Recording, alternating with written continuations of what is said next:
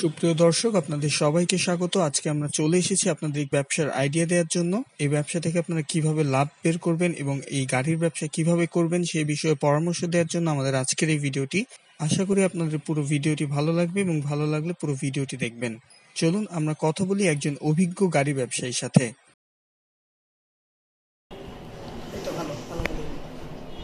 ভাইয়া, আপনি এই বিজনেসটা কবে থেকে শুরু করলেন?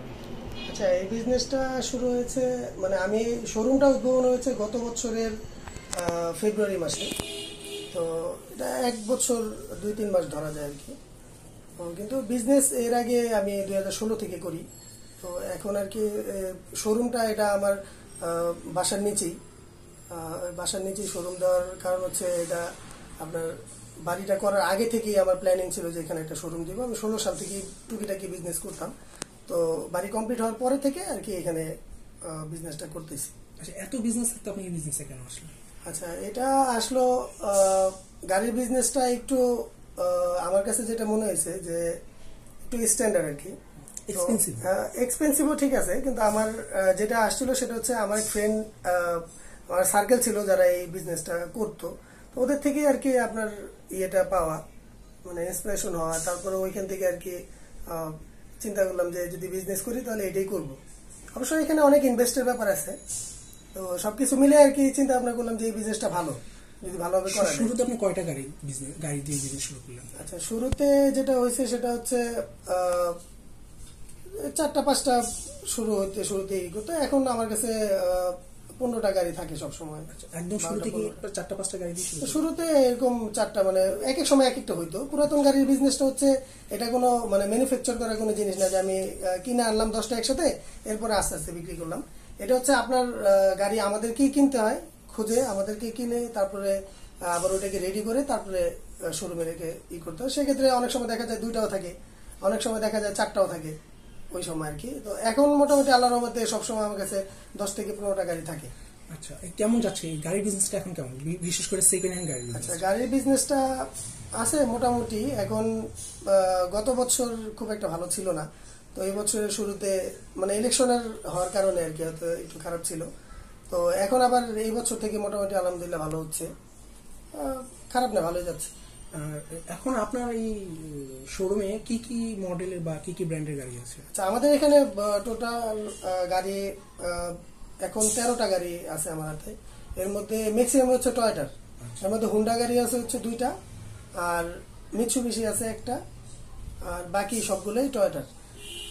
তো অলমোস্ট আপনার একই কি জিনিস দাঁড়ায় যে আসলে মেনটেনেন্স খরচ কিন্তু একই রকম, যেহেতু লংজিভিটিটা বেশি, একই রকম খরচ আসে। বাট কিন্তু যারা আবার, আমি একটা জিনিস বিজনেস করে যেটা দেখলাম যে যারা মানে বেশ কিছুদিন বিদেশে থাকে, মানে অ্যাব্রোডে থাকে যারা, তারা হুন্ডা এবং নিশান গাড়ির প্রতি আসক্ত, তারা বেশি এবং সিসি বেশি এই ধরনের গাড়িগুলো তারা ইউজ করে।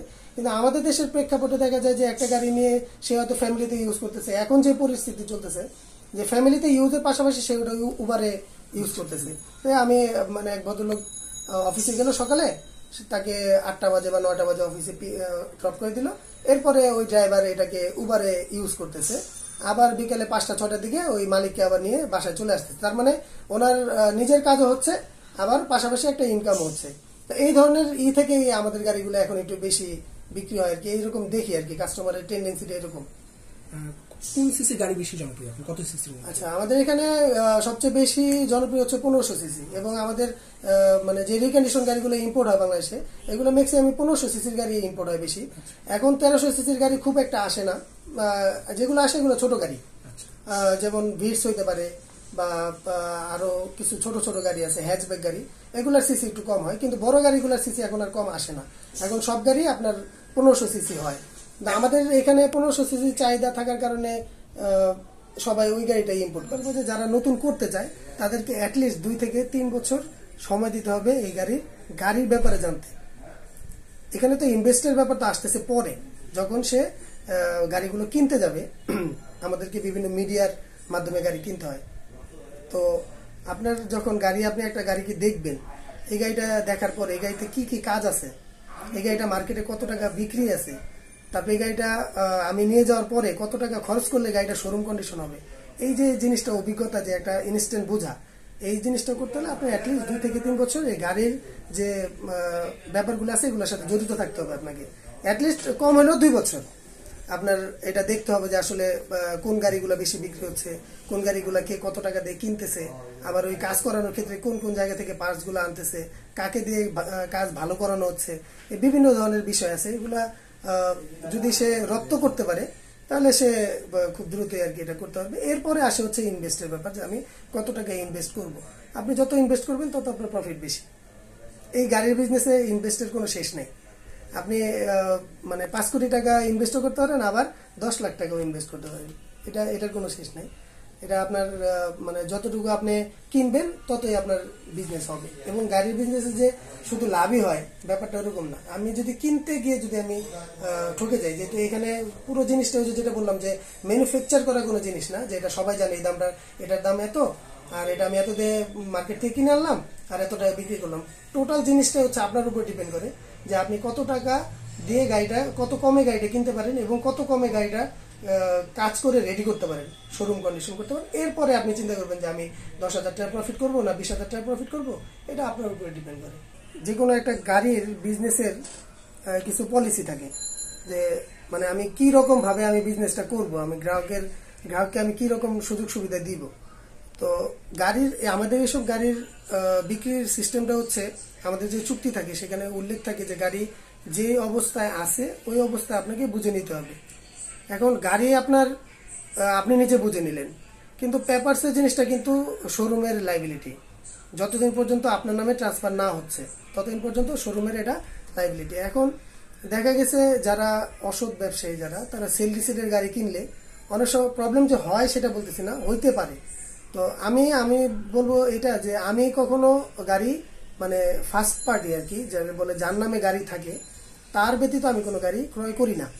সো আমার গাড়ি নিলে নাম ট্রান্সফারের কোনো জটিলতা আমি আল্লাহর রহমতে হবে না। আমি এখন পর্যন্ত হয় না, আমি প্রায় 200-250 গাড়ি বিক্রি করছি, আমার এখন পর্যন্ত হয় না। কোনোটা আছে একটু লেট হয়, কোনোটা একটু তাড়াতাড়ি হয়।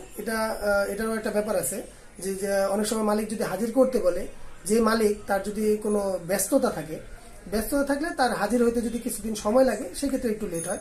আদারওয়াইজ আমাদের আর কোনো এই ধরনের কোনো কমপ্লেন নেই। তো পেপারসের যদি 100% গ্যারান্টি পেতে হয় তাহলে আমার থেকে গাড়ি কিনবে। এটা আমার যে অ্যাডগুলো থাকে অ্যাডের মধ্যে আমার মানে ডিরেক্ট লেখা আছে, ওইখানে আমি নাম ট্রান্সফার ব্যতীত কোনো গাড়ি বিক্রি করি না।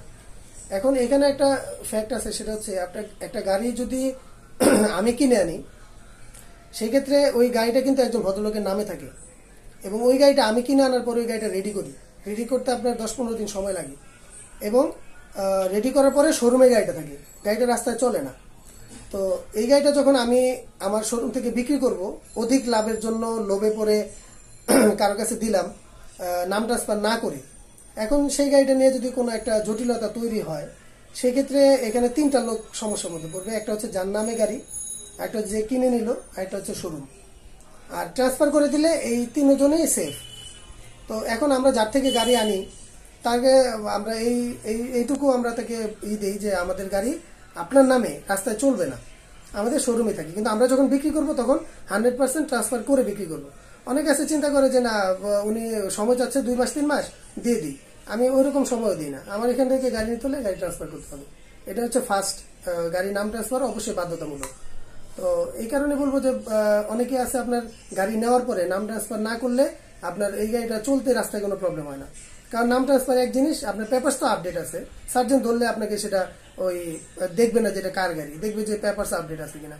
যখন এটা এরকম হয়ে যায় যে গাড়িটা চলতেছে 1 মাস 2 মাস 6 মাস, তখন একটা অনীহা চলে আসে যে এই গাড়িটার নাম ট্রান্সফার করবো না।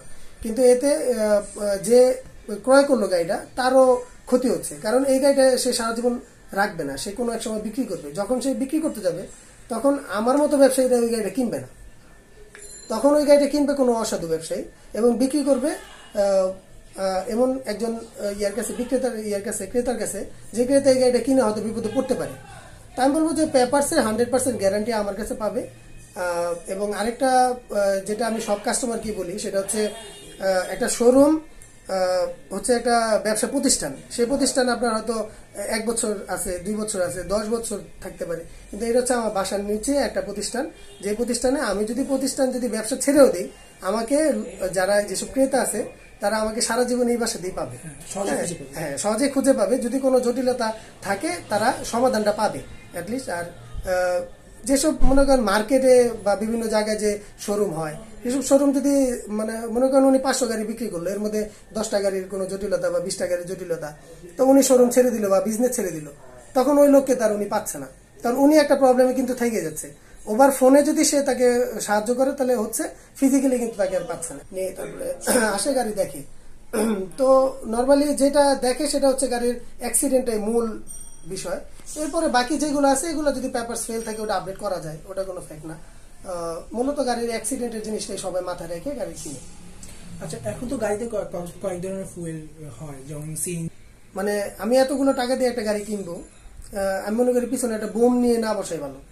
হ্যাঁ, কারণ ওটা যে কোনো সময় এটা ব্লাস্ট হইতে পারে, যেহেতু হচ্ছে।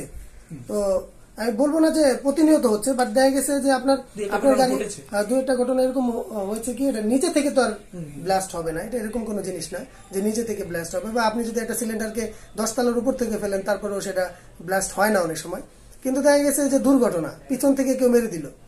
হ্যাঁ, পিছন থেকে মারলে গাড়ির মধ্যে বসে থাকলে একটা লোক, সেখানে কিন্তু আপনার গাড়ির কিন্তু ইয়ার ব্যাগ থাকে, ইয়ার ব্যাগ দিয়ে আপনি হয়তো প্রোটেক্ট হয়ে যান।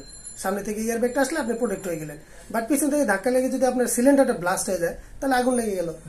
ওই ক্ষেত্রে কিন্তু মানুষের বাঁচার ইয়াটা কম থাকে। তো এই কারণে আর কি সিএনজি, আমি মনে করি সিএনজি, আমাদের দেশে গ্যাসেরও সংকট আছে, তো আমি মনে করি সিএনজি যেহেতু এলপিজি আসতেছে, তো আমরা এলপিজির দিকে ঝুঁকলেই মনে ভালো, যেহেতু গাড়িটা ভালো থাকে। হ্যাঁ, এখন হাইব্রিডও আসছে, হাইব্রিড গাড়ি যেগুলো ওগুলা ব্যাটারি চালিত হয়।